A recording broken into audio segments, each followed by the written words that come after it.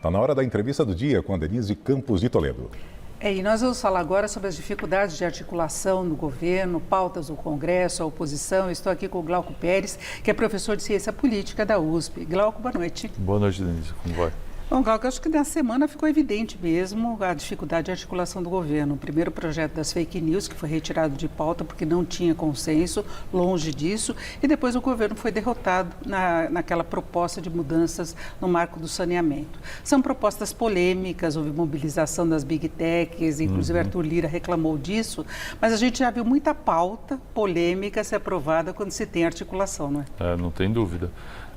O que chama a atenção, assim, várias coisas chamam a atenção. A primeira é o executivo ter errado a mão e ter investido sem saber se ia dar certo em pautas que são polêmicas, ter se exposto desse jeito, né? Normalmente isso, a percepção costuma ser anterior, né? Quer dizer, a articulação está realmente problemática, porque achar que isso ia passar e perder, né? Então, por que investir em pautas polêmicas agora no momento em que não tinha tanto apoio como se esperava? A segunda coisa é a dificuldade de conseguir esse apoio.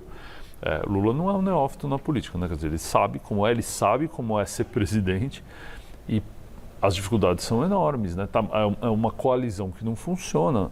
Aparentemente, o que a gente pode dizer é que o Legislativo está guardando memória do governo anterior e está agindo mais ou menos do mesmo jeito. E o Lula está tentando fazer com que eles ajam de outra forma e isso não tem funcionado. Mas não tem mais o orçamento secreto, que era uma moeda de troca. Pois é, não é assim que está funcionando, mas a declaração do Lira, acho que do Lira, é muito simbólica com relação a isso, tem a ver com as emendas orçamentárias. Quer dizer, mesmo não tendo orçamento secreto, as emendas funcionam como um substituto e eram basicamente a essência do orçamento secreto, né?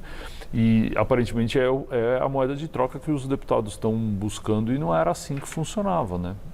Agora a promessa e pelo menos a expectativa é que Lula assuma mais a articulação política e libere com mais rapidez essas emendas, não é? Porque tem essa percepção interna já do governo que não está dando resultado da forma como vem encaminhando as conversas. E tem algumas questões aí que podem ter ganhado o senso comum. A questão do arcabouço precisa ser aprovada, a reforma tributária precisa avançar. Até o ministro Haddad falou disso hoje.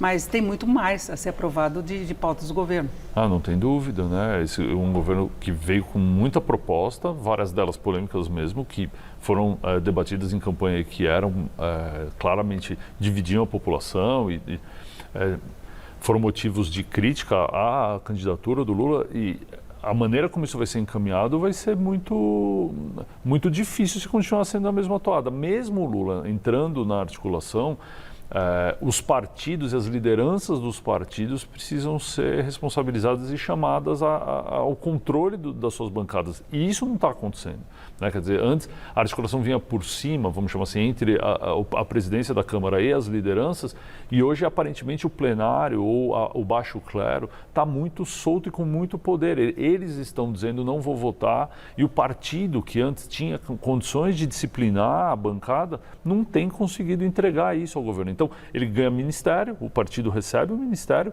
em troca de apoio, que não vem porque essa liderança não consegue fazer a bancada funcionar. A União Brasil é um bom exemplo disso, não é? Que não entrega os votos proporcionais aos ministros que conseguiu colocar no governo. A União Brasil era uma surpresa, já está no governo, receber tanto ministério assim, porque a bancada era grande, mas ainda assim sabia que ia ser polêmico, que ia ser controverso a participação deles. Se fosse só com eles, eu acho que era mais claro qual era o funcionamento e não tem sido só ali. Então, acho que essa é a grande marca aí da dificuldade, dessa ausência de um papel dos partidos dentro do Legislativo. Mas tem como reverter isso? Você acha que é possível, com liberação de emendas, seria esse o caminho? Então, não é bom esse caminho. A gente viu com o Bolsonaro, e isso é uma crítica que se tem ao sistema político brasileiro desde a Constituição de 88. Mas é o sistema que está colocado, né? Com isso que você tem que se lidar. Então, mas é que desde o Fernando Henrique, em 94, não era assim. Quer dizer, a ideia do presidencialismo de coalizão, o funcionamento através dos partidos dentro do Legislativo, vinha dando a tônica até o impeachment da Dilma. O Temer não consegue fazer isso funcionar tão bem e o Bolsonaro nem se preocupa em fazer funcionar. Ele não tem essa preocupação. E aí, aquilo que a gente entendia como uma descentralização extrema do Congresso se instaurou. A gente não consegue imaginar, porque nunca viu, formas disso ser revertido.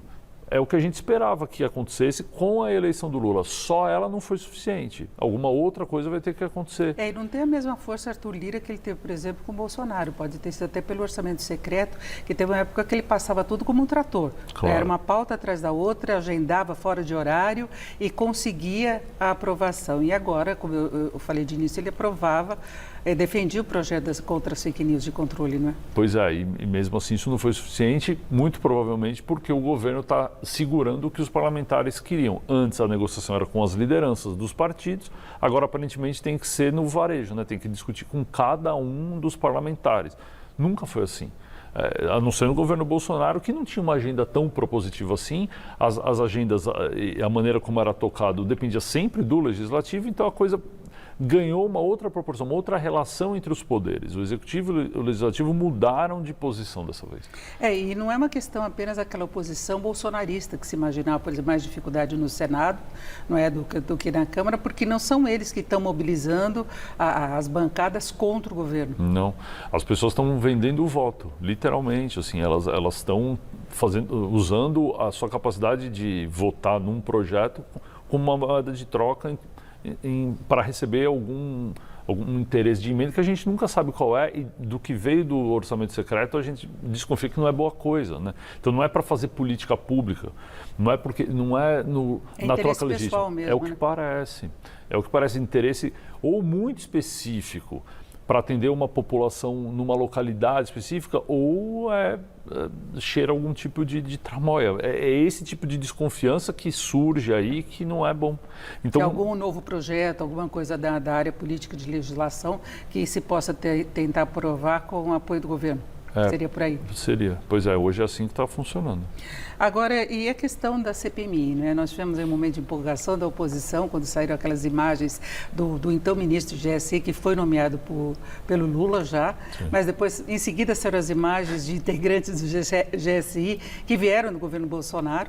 Né? E agora a questão dos certificados aí de vacinação falsificados. Então isso deixou todo mundo aí meio sem muita pressa para a CPMI. O que você acha que pode gerar de desdobramento político? A CPMI ela se tornou uma pauta que os bolsonaristas defendiam em nome de um discurso, uma narrativa específica que começou a ser contrariada, e aparentemente ninguém hoje tem grandes ganhos com esse andamento, né? Muito provavelmente o que eu imagino é que ela vai caminhar de forma muito lenta, como uma forma de deixar os bolsonaristas cada vez mais temerosos dela surgir, porque a narrativa deles aparentemente não vai funcionar mais. A tentativa de dizer que eram infiltrados que fizeram com que os episódios de 8 de janeiro ocorressem não parece que vai convencer mais as pessoas diante de tudo que está surgindo. Então, muito provavelmente, o executivo vai deixar isso caminhar devagar, para ir queimando e deixar no ritmo do judiciário, mesmo sem se envolver muito, sem levar isso adiante, quer dizer, sem investir no legislativo para que isso tome corpo, para que isso ganhe muito espaço. A ideia é tentar articular a agenda mais positiva e menos discussões em torno do que aconteceu na A polarização pode ter o resultado reverso do que se pretende. Imagina se já tivéssemos a CPMI em andamento com essa operação que houve nesta semana, né? Não, seria impensável. Era muita dificuldade mesmo e seria muito aproveitada, né? Sem dúvida nenhuma. Agora, problemas da voz, mas é isso. A gente está falando dessa questão do governo. Agora, recuperou a voz? Acho que sim. Futuro do bolsonarismo, você acha que vai depender das ações ou de uma mobilização política mesmo? Não, o futuro do bolsonarismo eu acho que depende muito de como esses parlamentares vão conseguir manter animadas a sua base de apoio. Eu acho que a grande ameaça vem do judiciário, da maneira como a condução, o que até é um problema, eu acho, porque tem um tanto de vingança aí, tem um tanto de revanchismo. A gente quer que a lei valha, né? Que a lei prevaleça para todo mundo, inclusive para eles, né? Não tem polo político nessa hora, para todos, né? Mas aparentemente não é o tom que a coisa vem sendo tomada, e acho que isso vai inflamar tanto um lado que vai se sentir atacado como o que vai ser descoberto, né? Perfeito, agradeço muito a participação do Glauco Pérez, que é professor de Ciência Política da USP. Glauco, obrigada, uma boa noite. Obrigado, boa noite. Vocês.